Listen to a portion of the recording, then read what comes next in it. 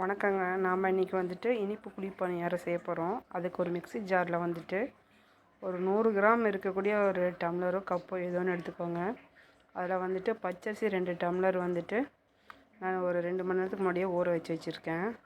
அதை ஊற வச்ச பச்சரிசி எடுத்து இதில் போட்டுக்கலாம். இதே கப்பில் வந்துட்டு 1.5 கப்பு நம்ம நாட்டு சக்கரை இல்லை வெல்லம் எதுனாலும் போட்டுக்கலாங்க. அது கூட நம்ம வந்துட்டு ஒரு அரை கப்பு கோதுமை மாவு, 2 ஏலக்காய், கொஞ்சம் சோடாப்பு, ஒரு வாழைப்பழம், பூவம்பழமாக இந்த மாதிரி கனிஞ்ச பழமாக எடுத்துக்கோங்க. நான் இந்த சைஸில் ஒரு வாழைப்பழம் போட்டிருக்காங்க. நீங்கள் சின்னதாக இருந்துச்சுன்னா 2 போடுங்க, பெருசாக இருந்தால் 1 போதும். சுகர் வந்து நான் லெவலாக தான் போட்டிருக்கேன். நீங்கள் வேணால் கொஞ்சம் சேர்த்து கூட போட்டுக்கோங்க. நான் கொஞ்சம் வெல்லமும் கொஞ்சம் நாட்டு சர்க்கரையும் கலந்து போட்டிருக்கேன். கொஞ்சம் உப்பு லேசாக போட்டு நம்ம அரைச்சி எடுத்துக்கலாம். இது கூட வந்துட்டு நம்ம தேங்காயை நெய்யில் வறுத்து வச்சுக்கிறோம். அதையும் எடுத்து போட்டுக்கலாங்க. சின்ன சின்ன பீஸாக நறுக்கி கட் பண்ணி சேர்த்திக்கலாம்.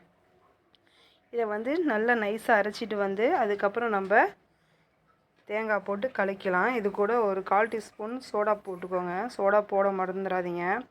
சோடாப்பு போட்டால் தான் 2 பக்கமே பணியாரம் நல்லா உப்பி வரும். இல்லைன்னா ஒரு பக்கம் தட்டையாக போயிடும்.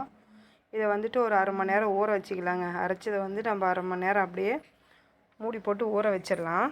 அதுக்கப்புறமா நம்ம பணியாரக்கல்லை சுடுறோம்.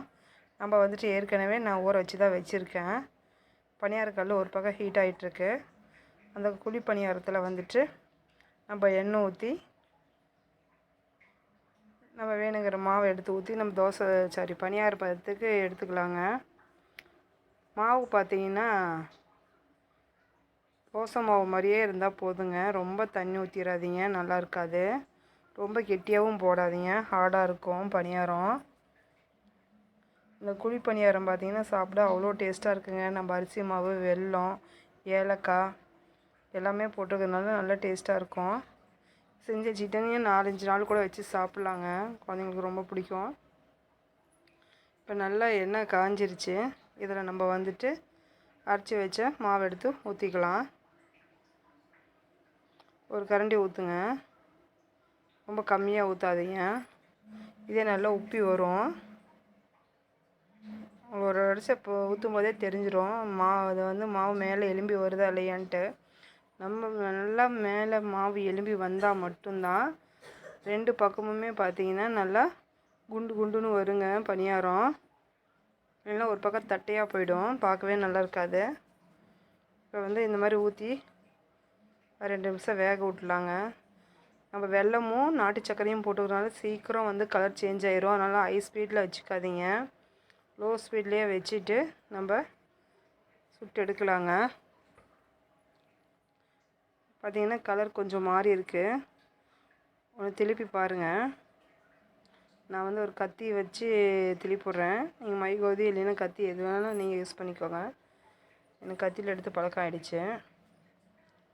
பார்த்திங்களா கலர் வந்துட்டு ஈவனாக இருக்குது. ஒரு நல்ல கோல்டன் ப்ரௌனில் இருக்குது. இந்த மாதிரி இருக்கும்போது எடுத்துருங்க. இல்லைன்னா கலர் ரொம்ப சேஞ்ச் ஆச்சுன்னா தீஞ்சு போன மாதிரி ஆகிடும். இதே மாதிரியே ஒவ்வொரு பணியாரத்தையும் நம்ம திருப்பி விட்டுக்கலாம்.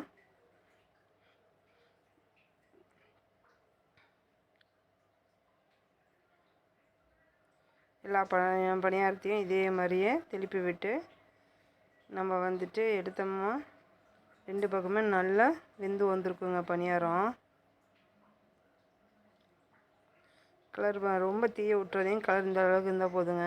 இப்போ நான் 2வது அடிசலையும் ஊற்றி வச்சுருக்கேங்க. பார்த்திங்கன்னா நல்லா எலும்பி வந்திருக்கு மாவு. இந்த மாதிரி இருந்தால் தாங்க நல்லாயிருக்கும் பணியாரம். பார்த்திங்கன்னா ஒன்று வந்து நான் திருப்பி போட்டேன். மீதி எல்லாத்தையும் திருப்பி போட்டு நம்ம வேக வச்சு எடுத்துக்கலாங்க. நம்ம பணியாரம் பார்த்திங்களா எவ்வளோ அழகாக வந்திருக்குன்னு. பணியாரம் 2 சைடுமே பார்த்திங்கன்னா நல்லா குண்டு குண்டுன்னு தாங்க இருக்கும், நல்லா உப்பி வந்திருக்கும். சோடாப்பு மட்டும் போட மறந்துடாதீங்க. ஒரு 1/4 டீஸ்பூன் சோடா போட்டுக்கோங்க. இல்லைன்னா வந்துட்டு நல்லா உருண்டு வராது. இப்போ பார்த்திங்கன்னா நம்ம குழி பணியாரம் சாப்பிட்றதுக்கு ரொம்ப டேஸ்ட்டாக இருக்கும். இதை நீங்கள் செஞ்சு பார்த்துட்டு எப்படி வந்துச்சுன்னு நம்மளுக்கு கமெண்டில் சொல்லுங்கள். நன்றிங்க. சப்ஸ்கிரைப் பண்ணுங்கள்.